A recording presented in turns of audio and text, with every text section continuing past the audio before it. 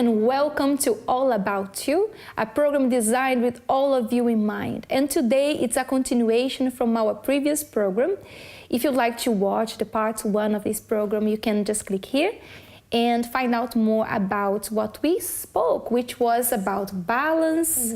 How is it okay for us as Christians to go out, to have some time, to have a break from work sometimes, have a break from our busy schedule, have a break to spend some time, quality time with our family members, with those whom we love and care so much. So if you'd like to know more about balance, so click on this link here for you to find out more when it comes to going out, making the most of your day off, weekends, and holidays as well. And talking about holidays, talking about having a break.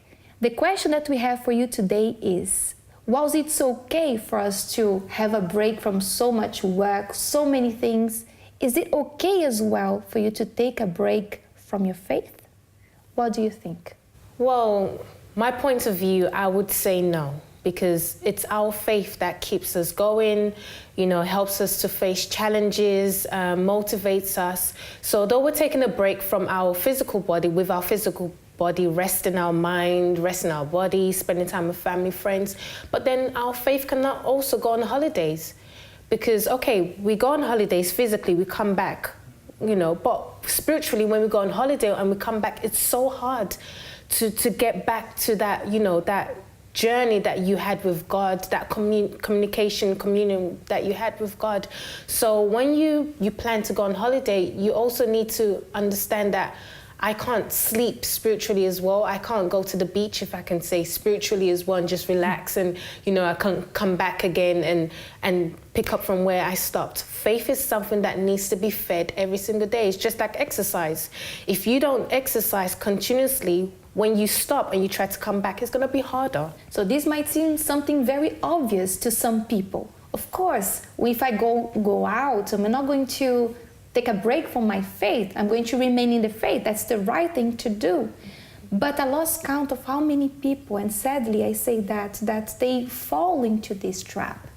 They end up going out because they want to find balance, they want to find a rest, they want to have a nice time with their family and friends, but they end up coming back from their holidays completely different, I think it's down, weak, isn't it? I think sometimes it's the way people see their faith is also. For example, you've got different areas of your life. You've got your marriage, you've got your friendships, you've got your work, you've got your health. And they see faith as just another element of their life instead of something that is actually the foundation of everything. So obviously, if you go on holiday and your faith isn't your foundation, you don't keep it as your foundation. It's just going to be one other thing that you can just kind of neglect for a while. So it starts with how you see faith, your faith in the first place. It's true. It's kind of they disconnect once they are in their place, on their day-to-day place and their house. They have their church, they have their commitments, so they go back to it. They are there in the faith. But when they go out, they kind of disconnect. Faith stays here. I'll be right back to get you, See you when later. I come back from holidays. Yeah. But they come back, don't come back the same as we said. They come back weak, right? They make a lot of bad choices as well. Yeah. And one thing that we do encourage you to do before going on a holiday, planning a vacation or holidays, for you to plan also about how you're going to spend your time, your spiritual life. There are some vital questions that you need to ask yourself before planning, on going on a holidays. For example, is there a church where I'm going to? So you have to ask yourself, plan, let me see, maybe you're going to visit your family members, and the place where they live, there is no church over there. There is no way they can come and see you, but you haven't seen them for a long time. Okay, it's okay for you to go see your family members, but you need to find out, if there is no church, nowadays with technology, there are different means for you to feed your spiritual life, isn't it? To stay connected. Exactly. Literally. We have blogs, we have our church YouTube channel. You're able to watch the meetings. You can be connected with people of the same faith as well, who are in the church where you attend, letting you know the purposes that they are making, things that are going on from there. Yeah, reading books of faith as well, taking books of the church with you. So it's not that you're going to be with, you know, on vacation with your family and you're there reading, but when there's a time for you, especially in the morning, because usually from the moment you wake up to the afternoon, you're going sightseeing and there's no time for you. So it's planning and, you know, organizing yourself, waking up early, having your moment with God. And it's just like what Chris said, it's how you see your faith. Because if your faith is just one more thing, you're not going to plan ahead. You're not going to see that it's vital for you to, you know, constantly keep your communion with God intact. So if you see your faith as something important, as the foundation of your life, then you're going to make that discipline of waking up early and spending time with God. So yeah. Exactly. It's with this kind of mentality, this kind of faith in mind before you travel that you're going to make yourself these questions and prepare yourself for what is coming. If there is a church in the place where you're going to, then see more or less how far it takes for you to go there. See the days that you're going to go and make time to go to the church, to seek God for yourself. Another question is, who am I going with? Who is going with you? Like if you're going with a boyfriend by yourself, or if you're going with, what kind of friends are going with you? What kind of people are going there? Where do they want to go? Maybe you like, you like them very much. They want to go out with you. They want to spend nice time with you, but they have different goals, different ideas that you have. Once you go there, they want to go certain places that and they can even say, for example, they might say to you, oh, you know, I respect your faith and it's going to be fine. Maybe you even voice those concerns to these people. Even it could be family members, your cousins and people that you're going with, but they're not Christian themselves. And you think, once we get there, I'm going to be firm in my decisions. But it's one thing, it's funny, when I used to go on holiday, when I was in another country, it would be like, it's like a completely different world. I don't know if you ever got that feeling. It's like the other world doesn't exist and you're in a completely different world. And it's difficult to say no. So instead of actually putting yourself in that situation and sort of giving into that temptation, because you will want to go, once your friends are there and everything, you'll want to go, but what if they're going to go to clubs where there's drugs and things like that? Exactly. How are you going to say? It's more difficult for you to say no when you're in the situation rather than planning it so that you're not put in that situation in the first place. So it's very important to know, okay, who am I going with, okay? Another question is, who is waiting for me over there? So it goes in the same way as well. What kind of people, what kind of ideas, what kind of behaviors they have.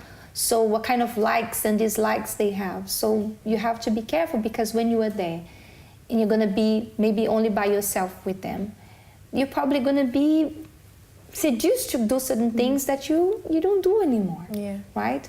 So another question, very important as well, when you're making your plan, in this plan that you're making there for your trip, have you included your spiritual life in your plan? Like, for example, you have it there, 10 o'clock in the morning, we are going out to the beach. Or 9 o'clock in the morning, we are going out to, I don't know, to the swimming pool. We are going to the park. So you have your plan, you have your schedule. Usually, some people do that. Some people just go with the flow. But most people, they want to make the most of their time, so they have their schedule. So, okay, they know at least the time they're going to leave home. So once you know the time you're going to leave, you need to know the time you're going to pray. Because it has to be before you go out. You know that you will need God's protection when you go out. You will need His strength to make the right choices when you go out. You know, just a little tip, because you can be forgetful, and you can sort of, maybe for example your family member will all of a sudden say, okay, so we're going to do, let's go now, and even if it's first thing in the morning and you've set that time, maybe in your head you were like, I'm going to pray first, I'm going to speak to God first. So what a little tip that you could apply is actually do a purpose while you're there. And I'm not saying, you're going to be fasting all the time or anything like that, although you could do a short one. But for example, set yourself to do a vow that every day that I'm there, I will make this time that I will spend with God, that I will meditate on the Bible, and I'll do all these things, because I don't know about you girls, but when I make a vow, I stick to it. And it's different from when I say, I'm going to do this when I go there, because sometimes you won't do it, you forget, and because you haven't made that sort of commitment, it's okay if I forget today, and if you forget today, then it's okay if I forget tomorrow, and you sort of get into that cycle, and that's where the danger begins. But if you've actually set yourself a purpose that, okay, I'm going to wake up, say, an hour before everyone else gets up, and I'm going to do this, I'm going to spend this time, and then when you've set that time aside as well, because you've already, given your first moments as well to God, and it's like you're not going to want to do things that are wrong. You're not going to want to be tempted or anything. You're going to be on your guard. You're going to be more watchful than you would otherwise. Yeah, just wanted to add as well, while you were speaking, Chris, as well, as you go on with your day-to-day planning and sightseeing and whatever, still keeping communion. It's like, don't disconnect that connection that you have with God. Because, okay, you may say, oh, but I read my Bible in the morning, I prayed, and you stick to that routine. But then you go out and then, you forget everything, and then come back in the nighttime and pray, oh, God, thank you for today, and you go to sleep. But in between your time going out, spending time with family, you're still in communion with God. And also, that will also give you like a red signal when you're about to do something that your flesh, because the flesh will always want to do what pleases it. So in that moment when, you're always in connection with God, that signal will be there. No, don't go there. Don't say that. Don't stay with this person. So you're always in connection with God. And when you're always in communion with God, you will not fall. You will not make a mistake, because he will always help you to keep your guard up. And it's true, like even when you're swimming, for example, you're in the sea. I love the sea. I love it so much. You're in the sea, you're looking at that nature, and that's the time when you can be like, oh God, thank you so much for all of this that you've given to us to enjoy. You can be, like you're saying, have that communion. You're not just splashing around, like you're appreciating that time as well. Exactly. We are human beings. We do have fun. We do have moments that we laugh, we go out, we are normal, but it's important for you not to forget God at home when you go on holidays, or in the house when you go out to the swimming pool, wherever you go, because this is what it keeps you balanced as well when it comes to your decisions. It's so important for you to have in mind what you're saying is basically what it means to be in spirit. Being in spirit is nothing less than going with God in your mind, wherever you do, wherever you go, you have that inside of you. He comes with you wherever you go, whatever you do, and that prevents you from making very bad choices in life. Like relationships, how many people end up falling into relationships with people that has nothing to do with them, even going back, doing things that they used to do before. Actually, their lives were already transformed. They came from a lifestyle that was affecting them, was affecting their family, was destroying their lives. Like, for example, they used to drink, they used to use drugs, and now, because of the kind of environment where they surround themselves with, because they simply disconnected from the faith, they end up falling. They end up falling, and then they feel bad about themselves. They feel worthless, they feel weak. And now, for them to come back, it's really hard. Many people, they can't recover from that, because they give up on themselves even. They give up on their faith when they fall. So what happens if they fall? What if it happened to you? Let's say that this happened to you. Maybe you who are listening to us, this happened to you. You went out, maybe not even as a holiday. You went out with friends. You went out with the wrong kind of people, that they have the behavior that you used to have before, and now you fell. What are you going to do about it? Is it over for you? Of course not. God will never turn his back on you. He's never going to put you down or abandon you, ever. On the opposite. He wants to have you back. He wants to strengthen you again. But now you have to go back to the first works. You have to go back doing the things that you used to do before. Now it's time for you to do what? If you repent, you ask God to forgive you.